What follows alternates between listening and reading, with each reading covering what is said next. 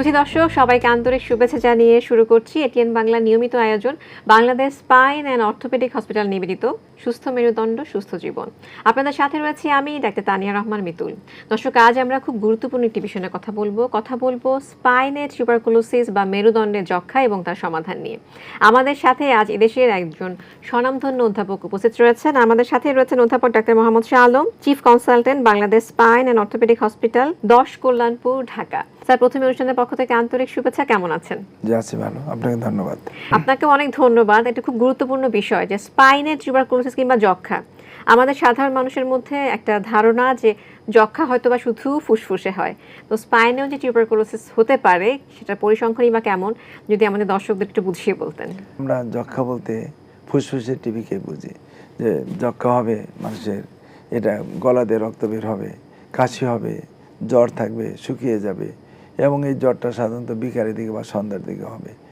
কিন্তু মেরুদণ্ডের যক্ষ্মা শুনতেও কেমন যেন লাগে, এটা ব্যাকআপ্পা, কিন্তু এটা হয়। এবং এই যে যক্ষ্মাটা ঠিক ওই ফুসফুসের যক্ষ্মার মতো আপনি কিন্তু সিমটমস থাকে না, এই উপসর্গ টোটালি হলো ডিফারেন্ট। এখন দেখা যাবে যে মেরুদণ্ডের যক্ষ্মা হলে পরে মানুষের ডায়াগনোসিস করা খুব কঠিন। যক্ষ্মা যখন ফুসফুসে হয়, এর আমরা বলি প্রাথমিক যক্ষ্মা, এবং এই যক্ষ্মা খুব তাড়াতাড়ি রোগ নির্ণয় হবে, খুব তাড়াতাড়ি চিকিৎসা হবে এবং খুব তাড়াতাড়ি ভালো হয়ে যাবে। সুতরাং যক্ষ্মা হইলেও আগে যেমন মানুষে বলতো যার হয় যক্ষ্মা তার নাই রক্ষা, এখন কিন্তু সেটা না, কারণ তুমি যক্ষ্মা খুবই ভালো রেজাল্ট। অন্যদিকে যখন আমরা ফুসফুসের বাহিরে যে যক্ষ্মাগুলো, মেরুদণ্ডের যক্ষ্মা বা খাদ্যনালীতে যক্ষ্মা, জয়েন্টের মধ্যে যক্ষ্মা, এগুলো কিন্তু সংখ্যা কিন্তু কম না, অনেক। এবং যক্ষ্মা যদি ফুসফুসের বাইরে আমরা চিন্তা করি, 50% যক্ষ্মা হবে আপনার মেরুদণ্ড, এরপর আমরা হিপ জয়েন্ট, খাদ্যনালীতেও যক্ষ্মা হয়। প্রাথমিক যক্ষ্মার যে উপসর্গগুলো বললাম, সেকেন্ডারি যে যক্ষ্মা, মনে করেন মেরুদণ্ড, খাদ্যনালী বা বোন অ্যান্ড জয়েন্ট, এগুলোর 50% এই সিমটমস থাকে না, যেটাকে আমাদের ভাষায় বলি কনস্টিটিউশনাল সিমটমস। যে তার ক্ষুধামন্দা হবে, তার মনে হবে যেন খুব দুর্বল, দেখতে সে সে শুকিয়ে যাবে, এবং তার খাবার দাবার অরুচির সাথে তার জ্বর থাকবে। কিন্তু আমাদের ক্ষেত্রে যখন মেরুদণ্ডে এটা হবে, শতকরা 50% এটা থাকে না। যক্ষ্মার ধরেন মেরুদণ্ড, ঘাড়, পিঠ, কোমর চিন্তা করলে সবচেয়ে বেশি পিঠে হয়। টিবি হলে 1 নম্বর সিমটম ব্যথা, 90-95% পেশেন্টের থাকবে আপনার ব্যথা। এরপরে থাকবে কি, যদি আরও অ্যাডভান্স হতে থাকে, ব্যথার সাথে পাটা অবশ ভাব, অনেক সময় পা প্যারালাইসিস বা 1টা বা 2টা পা প্যারালাইসিস হয়ে যাবে, অথবা দেখা যাবে তার প্রস্রাব পায়খানা ডিস্টার্ব, এবং অনেক ক্ষেত্রে প্রস্রাব পায়খানা একদম বন্ধ হয়ে যায়।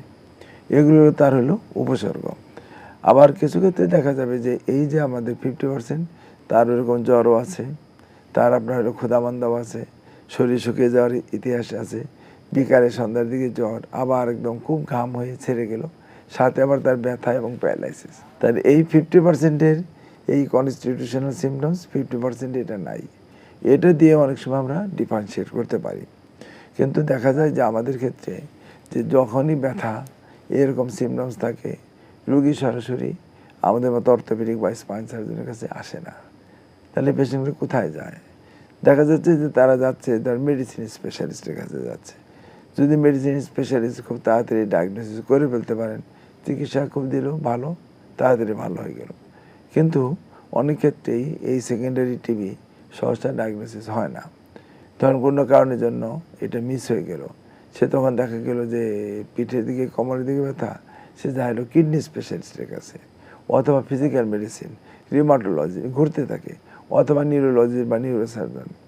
এরকম যখন দাঁড়ে ঘুরে বিভিন্ন ডাক্তারের কাছে যায়, ডায়াগনোসিস যদি সঠিকভাবে না হয়, তাহলে কিন্তু তার অনেকটা সময় চলে যায়। এই মেরুদণ্ডের টিবি আস্তে আস্তে কিন্তু অনেক বেশি অ্যাডভান্স হয়ে যায়, এবং অ্যাডভান্স হয়ে গেলে দেখা যাবে যে তার ব্যথা, প্যারালাইসিস, সাথে হলে আস্তে আস্তে কুজো হয়ে যায়, ডিফর্মিটি ডেভেলপ করে। অনেক সময় পিঠের দিকে, ঘাড়ের দিকে, পিছনের দিকে গিব্বাস বলে উঁচু হয়ে গেছে, মনে হয় যেন একদম শক্ত কি জানি পয়েন্টেড হয়ে গেছে। এগুলো যখন হবে তখন এটা কিন্তু চাপ খাই গিয়ে স্পাইনাল কর্ডে, আর স্পাইনাল কর্ডে চাপ খেলে তখন আস্তে আস্তে প্যারালাইসিস শুরু হয়। তারই কি দাঁড়ালো যে আমরা যদি টিবি স্টেট কার্ড প্রাথমিক অবস্থায় ডায়াগনোসিস করতে পারি, খুব ভালো রেজাল্ট, কমপ্লিকেশন নাই, খুবই কম।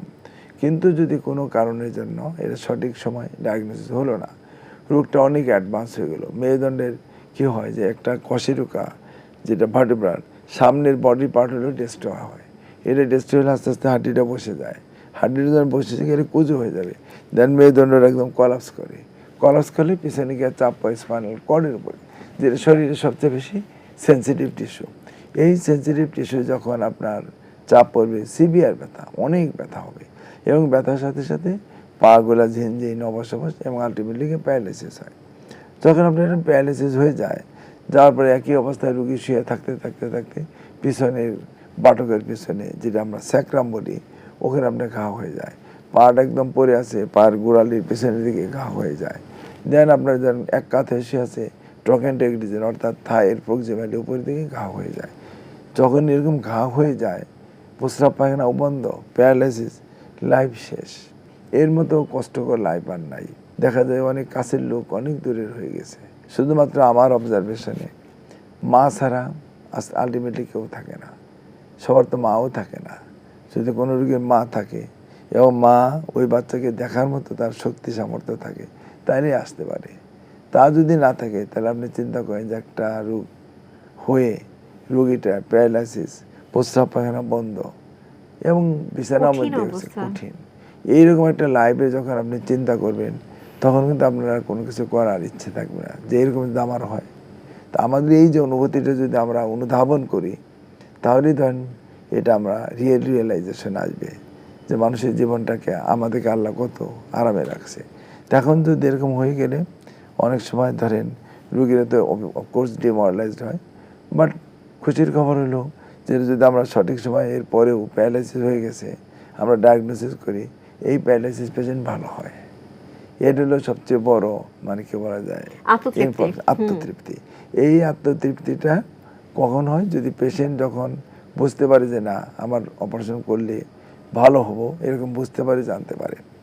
আমাদের এক সময় ছিল যে হয়তো এরকম প্যারালাইসিস হয়ে সারা জীবন প্যারালাইসিস অবস্থায় জীবনটা শেষ হয়ে গেছে, কিন্তু এখন ধরেন আমরা তো ওই সুযোগ আছে, আমরা ডায়াগনোসিস, যেমন আমি আজ থেকে প্রায় ধরেন 1994 সালের পর থেকে আমাদের তো আমার প্রায় 1500-এর মতো অপারেশন করা আছে, এবং ঘাড়, পিঠ, কোমর সম্পূর্ণ প্যারালাইসিস, সেই পেশেন্ট এখন হাঁটে।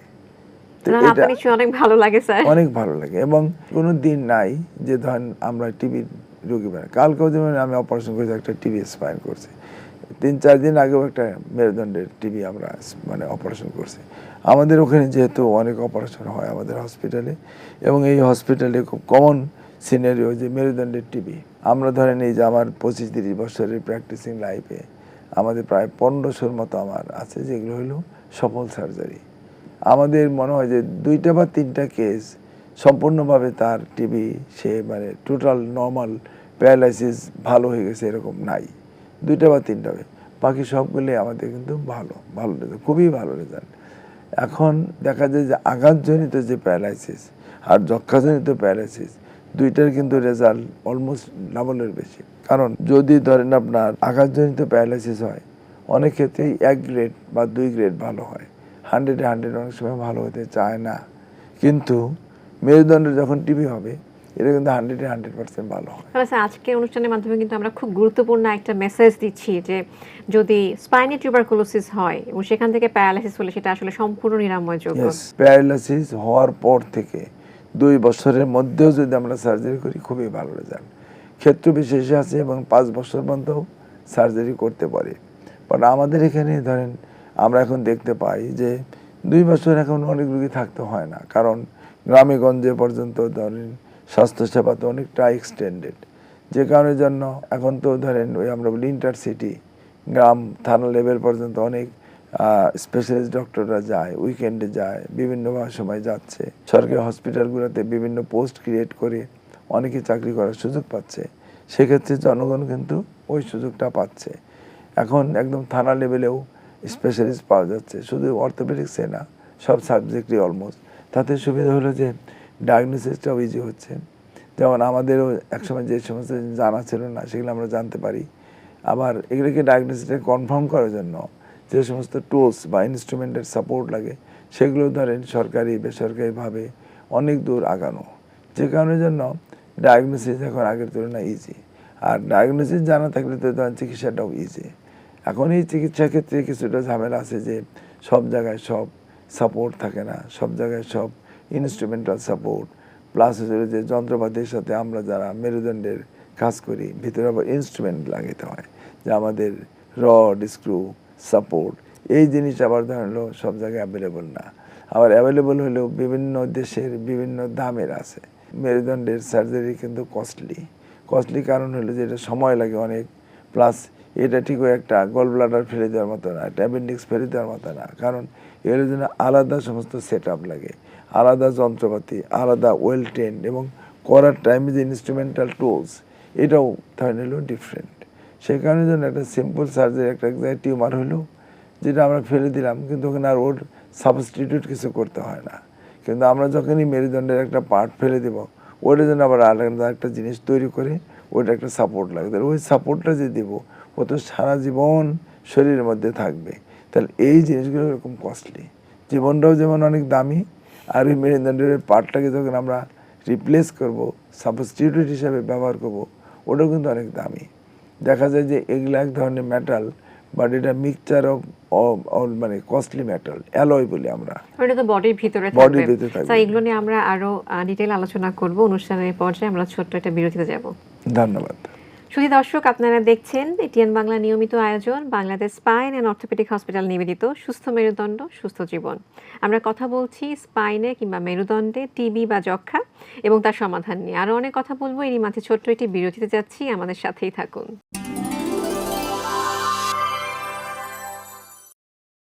সুধী দর্শক, আপনারা দেখছেন Bangladesh spine and orthopaedic hospital নিবেদিত সুস্থ মেরুদণ্ড সুস্থ জীবন। বিরতির পর ফিরে যাচ্ছি মূল আলোচনায়। স্যার, আমরা কথা বলছিলাম যে স্পাইনে টিউবারকুলোসিস নিয়ে। এখন তো জানতে চাইবো যে ডায়াগনোসিস করার জন্য নিশ্চয়ই কিছু টেস্ট আপনাদেরকে করতে হয়, সেটা আসলে কিভাবে করেন? ধন্যবাদ। এক নম্বর হলো যে রোগী যদি আমরা ভালোভাবে অ্যাসেস করি, অনেক ক্ষেত্রে কিন্তু রোগী তার ইতিহাসেই বোঝা যায় যে তার টিবি আছে কিনা। এটা যক্ষার ক্ষেত্রে যদি ফুসফুসে হয় খুবই ইজি। আমরা যদি মেরুদণ্ড যদি চিন্তা করি, প্রথমে যেটা আমরা বলছিলাম যেটা কিন্তু একটু ডায়াগনোসিসটা কঠিন, কারণ যারা এক্সপিরিয়েন্স তারা খুব তাড়াতাড়ি বুঝতে পারে, কিন্তু যদি এটা মানে ঘুরতে থাকে তখন এটা অনেক দেরিতে আপনার ডায়াগনোসিস হয়। প্রাথমিক অবস্থায় যেমন আমরা হিস্ট্রির সাথে রক্তের পরীক্ষাতেও আমরা অনেক ইনফরমেশন পেয়ে যাই। একটা রোগীর ইএসআর দেখলে, হিমোগ্লোবিন দেখলে আমরা বুঝতে পারি। আর ডিফারেন্সিয়াল কাউন্টে যদি আমরা লিম্ফোসাইট কাউন্ট বেশি পাই তখন আমরা চিন্তা করি টিবি কিনা। আর একই সাথে আমরা যেটা করি এক্স রে খুবই ইম্পর্টেন্ট, এবং আমাদের যদি মেরুদণ্ড হয় এক্সরের সাথে আমরা এমআরআই এবং সামটাইমস সিটি স্ক্যান। আর ফাইনালি যেটা আমরা ডায়াগনোসিস করি হিস্টোপ্যাথোলজি। আমাদের অনেক ক্ষেত্রে সুবিধা আছে কিছু মানে ইনভেসিভ নন ইনভেসিভ পরীক্ষা করা, যেমন আমরা কোয়ান্টিফারেন্ট গোল্ড টিবি একটা আছে, এটা করলে আমরা বুঝি। ইমিউনোলজিক্যাল টেস্ট অফ টিবি করলে আমরা বুঝতে পারি যে তার ভিতরে টিউবারকুলার জার্ম আছে কিনা। আবার অনেক ক্ষেত্রে আমরা হলো সিটি গাইডেড এফএনএসি, অর্থাৎ ওই সিটি স্ক্যান করে ওই লেভেল পর্যন্ত গিয়ে আমরা একটা নিডেলের মাধ্যমে স্পেশাল নিডেল দিয়ে কিছু টিস্যু আমরা অ্যাসপিরেট করি, করে আমরা এটা পরীক্ষা করি। তাতে দেখা যাবে এটা আমরা 100% ডায়াগনোসিসটা কনফার্ম করে ফেলি। এখন ডায়াগনোসিস কনফার্ম হওয়ার পরে টিবি কিন্তু বেসিক্যালি হলো একটা মেডিকেল ট্রিটমেন্ট ডিজিজ, অর্থাৎ এটাকে আমরা সার্জারি ছাড়া ভালো হয়, এবং অনেক পেশেন্ট ভালো হবে নন সার্জিক্যালি। সুতরাং একটা সিগনিফিক্যান্ট নাম্বার অফ পেশেন্ট এটা can be treated as a just medical treatment হিসেবে। আমরা ফুসফুসের জন্য 6 মাস ওষুধ খাওয়াই, মেরুদণ্ডের জন্য ডাবল 12 মাস। এখন এই 12 মাস আমরা 4টা ড্রাগ 4 ড্রাগ রেজিম ভাগ আছে, প্রথম 2-3 মাসে একটু বেশি ডোজ, এরপর আমরা মেনটেনেন্স ডোজ, এগুলো দিয়ে যদি আমরা এই 4টা ওষুধ আমরা 12 মাস খাওয়াই তো রোগী কিন্তু ভালো যায়, সম্পূর্ণ সুস্থ। এই ওষুধটা যেহেতু লম্বা টাইম খেতে হয়, অনেক সময় রোগী এটা ডোজ মিস করে ফেলে, ধরেন পরিমাণে খায় না, ইরেগুলার হয়ে যায়, তখন কিন্তু এই ডিউরেশনটা কমতে বা বাড়তে পারে। As a whole TB diagnosis হলে এটা মেডিকেল ট্রিটমেন্ট খুব ভালো এবং খুব সম্পূর্ণভাবে সুস্থ হয়ে যায়। এখন আমরা দেখি যে তাহলে কোন পেশেন্টে আমরা সার্জন কখন আমরা সার্জারি করব। আমরা প্রথমেই বলছি যে ম্যাক্সিমাম ক্ষেত্রে নন সার্জিক্যাল ট্রিটমেন্ট, কিন্তু কিছু ক্ষেত্রে সার্জারি করতে হয়। 1 নম্বর যখন আমরা দেখি যে একটা রুগী তার প্যারালাইসিস হয়ে যাচ্ছে, পা অবশ হয়ে যাচ্ছে, হাত অবশ হয়ে যাচ্ছে, 4 হাত পায়ে অবশ ভাব, তখন এটি strong indication for surgery 1। Number 2, এই যে অবশ ভাব দিন যাচ্ছে মানে বেড়েই যাচ্ছে, তাহলে তাকে সার্জারি করতে হবে। 3 নম্বর, যখন আমরা এক্সরেতে বা এমআরআইতে আমরা দেখতে পাই যে মেরুদণ্ড বাঁকা হয়ে যাচ্ছে, একদিকে হেলে যাচ্ছে, কলাপস করতেছে এবং কর্ডের উপরে চাপ পড়তেছে, হাড় আর নাই, বোনস ডিস্ট্রয়েড, তাহলে কিন্তু আপনাকে সার্জারি করতে হবে। যদি আমরা দেখতে পাই যে এই বাচ্চা বা ছেলে মেয়ে যেটাই হোক, তার আস্তে আস্তে তার প্রস্রাব পায়খানা বন্ধ হয়ে যাচ্ছে, সে দাঁড়াইতে পারতেছে না, হাঁটতে পারতেছে না, এবং এরকম প্যারালাইসিস অবস্থায় থাকতে থাকতে পিছনে ঘা হয়ে যাচ্ছে, তাহলে তাকে সার্জারি করতে হবে। এবং আমরা যদি দেখি যে পরীক্ষা করি বিরাট হিউজ, আমরা কোল্ড অ্যাবসেস বলি, মানে বিরাট ফোড়ার মতো, যেখানে অনেক পাস কালেকশন আছে, পেশেন্টকে আমরা টিবির চিকিৎসা দিচ্ছি কিন্তু ভালো হচ্ছে না, তখন তাকে সার্জারি করতে হবে। সঙ্গীলাকে বললে আমরা সার্জিক্যাল ইন্ডিকেশন, যে আমরা কখন সার্জারি করব আর কখন আমরা সার্জারি করব না। এখন যদি ধরেন মেডিকেল ট্রিটমেন্ট দেওয়ার পরে এই পেশেন্ট ইমপ্রুভ না করে আর অন্যান্য উপসর্গ, নিউরোলজিক্যাল ডেফিসিট, ডিফর্মিটি, তাহলে সেক্ষেত্রে আপনাকে সার্জারি করতে হয়। স্যার খুব সুন্দর বলেছেন। এই যে সার্জারি করতে হয়, সার্জারির আগে পরের লাইফের পরিবর্তনটা কেমন হয় সেটা কি স্যার আমরা দেখতে পারি? অনেক আছে আমাদের পেশেন্ট আসে, অনেক হাঁটতেই পারে না, একদম শো অবস্থা। এই যে পেশেন্ট দেখেন আসছে একদম বেড রিডেন, একদম বেড রিডেন, এবং তার পাটা কোনো রকম একটু সামান্য নড়ে, সে বসতে পারে না, একা দাঁড়াইতে পারে না, হাঁটতে পারে না, ওই যে ওই যতটুকুই দেন সাইড টু সাইড, এতটুকুই তার লাইফ, এবং এইটুকুর মধ্যেই তার জীবন সময়। ওই যে পাটা শুধু নাড়াচ্ছে, কিন্তু সে নিজের চেষ্টায় বসা, নিজের চেষ্টায় দাঁড়ানো, হাঁটানো সম্ভব না। তাহলে তো স্যার তার টয়লেটও নিশ্চয়ই বিছানাতেই, এবং প্রস্রাব পায়খানার প্রবলেম। দেখেন তার হাত কিন্তু ভালো, হাতের শক্তি আছে, কিন্তু পায়ের শক্তি না থাকলে দাঁড়াইতে পারে না। যদি আমরা নেক্সট যাই, এর পরের স্লাইডটা যদি আমরা যাই, তাহলে আমরা দেখতে পাবো যে তার এক্সরে বা এমআরআই, প্রথমে যে পুরা মেরুদণ্ড, ঠিক যেটা আমরা বলছি পিঠের দিকে টিবি বেশি হয়, এবং সাইডের যে ধরেন এমআরআই সেকশনটা, সেখানে দেখেন হাড়গুলা, দুইটা হাড়, মিনিমাম দুইটা হাড় সাধারণত ইনভলভ হয়, একদম কলাপস করছে, এবং এই ভদ্রমেলা কিন্তু সামনের দিকে একটু কুঁজো হয়ে গেছে। একই সাথে দেখেন যে আমরা যে স্পাইনাল কর্ড বলি, মোটা যে রগটার মতো, এই মোটা রগটার মধ্যে চাপ দিয়ে তাকে ধরে রাখছে, অর্থাৎ তার পায়ের শক্তি কমে যাচ্ছে, যেটা আপনি ভিডিওতে দেখতে পেলেন। এগুলোকে আমরা সার্জারি করে পোস্ট হয়ে, পরের স্লাইড যদি আমরা যাই, যে আমরা পিছন দিক দিয়ে গিয়ে ওই দুইটা হাড় ফেলে দিয়ে ওই লম্বা একটা কেজের মতো আমরা দিয়েছি সাপোর্ট, যেটা আমরা বলছিলাম যে সারা জীবন ভিতরে থাকবে, এবং আরেকটু শক্ত থাকার জন্য উপরে নিচে দেখেন, উপরে 3টা, নিচে 2টা লেভেলে, অর্থাৎ কিনা অনেকগুলো স্ক্রু আমরাও দিয়েছি। দেওয়ার পরে মেরুদণ্ডটা কিন্তু এখন সঠিকভাবে যতটুকু বাঁকা থাকার দরকার, যতটুকু সোজা থাকার দরকার, ঠিক সেভাবে রাখা হলো। এই পেশেন্টকে যদি আমরা কম্পেয়ার করি, নেক্সট ডেটা যদি আমরা যাই, দেখেন এই পেশেন্ট দাঁড়ায় পড়ছে, এবং সে আগে অসাধারণ, এবং এই পেশেন্টকে যদি আমরা হাঁটাতে চাই, দেখেন কিন্তু সে হাঁটছে, মানে নতুন জীবন। যে পেশেন্ট বেড রিডেন ছিল, আপনি দেখছেন সেই পেশেন্ট এখন ধরেন ধরে ধরে হাঁটতেছে, এটা কিন্তু ইমিডিয়েটলি সার্জারি, এবং ধরেন আর কিছুদিন, কয়েক মাস গেলে তার কোনো সাপোর্ট লাগবে না, নিজে নিজে হাঁটতে পারবে। এবং আমাদের অনেক এই এক্সাম্পল আছে। আপনি যেটা এক্সাম্পল জানতে চাইলেন, আমাদের অনেক এক্সাম্পল আছে। স্যার বলেছেন প্রায় 1,500 অপারেশন করেছেন। জি, টিবি সারা ওয়ার্ল্ডে এত বেশি, এবং বিশেষ করে ডেভেলপড কান্ট্রিতে, ধরেন আপনার ইউরোপিয়ান কান্ট্রিতে অত টিবি নাই, আর ইউরোপিয়ান কান্ট্রিতে টিবি হয়ে প্যারালাইসিস ভেরি রেয়ার। বাট আমাদের India subcontinent, India, Pakistan, Bangladesh, Bhutan, মালদ্বীপ, এই sector, even Malaysia, Philippines, Hong Kong, এই সেক্টরে কিন্তু অনেক টিবির পেশেন্ট। এবং আমাদের বাংলাদেশে তো জানেন যে আমাদের ছোট দেশ, অনেক লোক, এবং আমাদের কিন্তু টিবির একটা কমন সিনারিও যে মেরুদণ্ডের টিবি এবং তাদের প্যারালাইসিস। আমাদের সেন্টারে তো বছরে অন্তত আমার সিরিজে 50-60টা করে হয়। যারা জুনিয়র ডক্টর রয়েছে তাদেরকে শেখার কিংবা ট্রেনিং দেওয়ার কোনো ব্যবস্থা রয়েছে কিনা আপনার হাসপাতালে? মজার জিনিস, আমার হসপিটালটা তো এটা একটা ইন্টারন্যাশনালি রিকগনাইজড ট্রেনিং সেন্টার, এবং বাংলাদেশে আমাদের বিসিপিএস, যেটা Bangladesh college of physician and surgeons, ওনারাও আমাদেরকে ভিজিট করে গেছেন যে আমাদেরকে হোপফুলি আমরা এটা ট্রেনিং সেন্টার হিসেবে পেয়ে যাব। এশিয়া প্যাসিফিক স্পাইন সোসাইটি একটা আছে, প্লাস এও স্পাইন, যেটা কন্ট্রোল ফ্রম সুইজারল্যান্ড, তারাও কিন্তু আমাদের এই সেন্টারটাকে as a fellowship training centre হিসেবে রিকগনিশন দিয়েছে। বর্তমানে কিন্তু আমার এখানে এখনও 3 জন ফেলো তারা ট্রেনিং করতেছে, একজন সরকারি, 2 জন বেসরকারি, এবং 3 জনই অ্যাসিস্ট্যান্ট প্রফেসর। রেয়ার অপারেশন আমরা করতে পারি আমাদের সেন্টারে কনফিডেন্টলি, আল্লাহর রহমতে, এবং আমরা খুব খুশি যে না, আমরা লোকজন থেকে ট্রেন আপ করতে পারতেছি, এবং অনেক রেয়ার অপারেশন। তাহলে আমাদের ওখানে ধরেন ইন্ডিয়াতে তো অনেক লোক যায়, ব্যাংকক, সিঙ্গাপুরে যায়, কিন্তু আমাদের ওখানে কিন্তু ওখানে আমরা যেটা বলছি, যেটা করছি, সেটা ওনারা গিয়ে দেখাইছেন, আবার বলছেন না ঠিক আছে, বা আমরা যেটা ওপিনিয়ন দিয়ে সার্জারি লাগবে ঘুরে এসে আবার আমাদের এখানেও সার্জারি হবে। এই যে স্যার ব্যাংককে হচ্ছে, থাইল্যান্ডে হচ্ছে কিংবা সিঙ্গাপুরে হচ্ছে, অপারেশনটাও বেশ বড়, নিশ্চয়ই ব্যয়বহুল হবে। খরচের ডিফারেন্সটা কেমন খরচের হবে? চিন্তা করলে আমাদের এখানে কিছুই না, যে স্কুল বা কামের জন্য ধরেন তো সিঙ্গাপুরে করলে 1 কোটি টাকা লাগবে, আপনি যদি ব্যাংককে করেন 50, 60, 70 লক্ষ টাকা লাগবে, তার কমে পারবেন মিনিমাম। ইন্ডিয়ারও ভালো সেন্টারে ধরেন 30, 40 লক্ষ টাকা লাগবে। একদম যদি ছোটোখাটো জায়গায় করেন ইন্ডিয়াতে 15, 20 লক্ষ টাকা বাংলাদেশি টাকা নিচে পারবেন না। আমাদের এখানে ধরেন এটা যদি ইন্ডিয়ান জিঞ্জার লাগায় 3-4 লাখ 4.5 লাখ টাকা হয়ে যাচ্ছে। ইভেন আমেরিকান জিঞ্জার লাগাইলে হয়তো 6-7 লাখ টাকা লাগে, সব কিছু মিলিয়ে। আপনি যে ইনস্ট্রুমেন্টটা দিচ্ছেন তার উপর অনেকটাই কস্টিং অনেকটাই কস্ট ডিপেন্ড করছে। As a whole.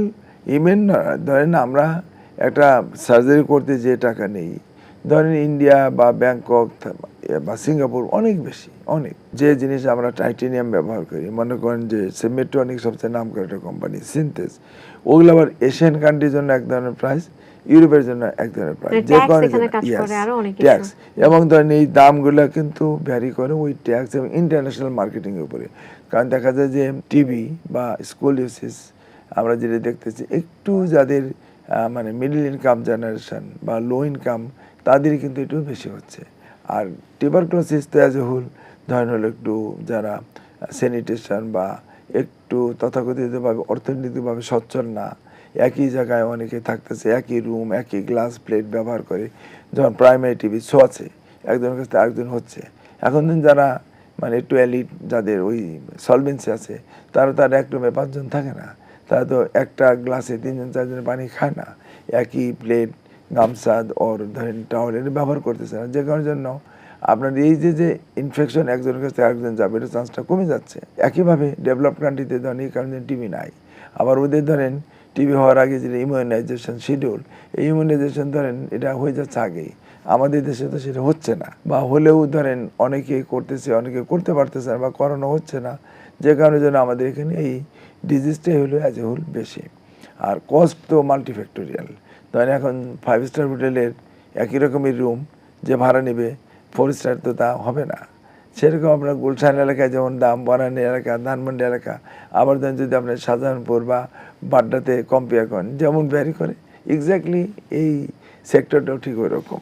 সার্জারি হয়তো একই প্রসিজিওর, কিন্তু এগুলো করতে গিয়ে যে সমস্ত ইনস্ট্রুমেন্টাল সাপোর্ট, যে যন্ত্রপাতি, যেমন আমরা যে স্কোলিওসিস করতে আমরা বলি নিউরোমনিটর, ধরুন ওটার দাম প্রায় 1 কোটি টাকা। এখন ধরেন হলো যে ওই অপারেশন থিয়েটারে যে সিয়াম ব্যবহার করবো ওইটা ধরেন 80-90 লক্ষ টাকা মিনিমাম। এই জিনিসগুলো তো ধরেন সব জায়গায় থাকবে না, যেখানে থাকবে ওটাতে একটা কস্ট আছে, আবার এটা একটা মেনটেনেন্স কস্ট আছে, এগুলো মিলিয়ে হলো আপনার হলো টাকাগুলো আপনার হলো ভ্যারি করে। স্যার আপনাকে অনেক ধন্যবাদ। আমরা আশা করছি আজকের আলোচনা থেকে দর্শকরা উপকৃত হয়েছেন এবং স্পাইন টিভি নিয়ে সচেতন হবেন। আপনাকেও ধন্যবাদ, যে সমস্ত দর্শক আমাদের প্রোগ্রাম দেখবে, এবং এটিএন বাংলাকে আমার পক্ষ থেকে ধন্যবাদ। শ্রোতা দর্শক, আমরা যেটা জানলাম যে স্পাইন টিবি কিংবা মেরুদণ্ডের যক্ষার কারণে যে প্যারালাইসিস কিংবা পেশেন্ট যে বেড রিটার্ন হয়ে যায় তা প্রায় সম্পূর্ণ নিরাময়যোগ্য। সুস্থ সুন্দর জীবন হবে সকলের আধুনিকতম চিকিৎসা নিয়ে, এই আশাবাদ ব্যক্ত করে বিদায় নিচ্ছি Bangladesh spine and orthopaedic hospital নিবেদিত সুস্থ মেরুদণ্ড সুস্থ জীবন থেকে। আবারও দেখা হবে নতুন কোনো স্বাস্থ্য তথ্য নিয়ে। সেই পর্যন্ত সকলে খুব ভালো থাকুন, এটিএন বাংলার সাথেই থাকুন। আল্লাহ হাফেজ।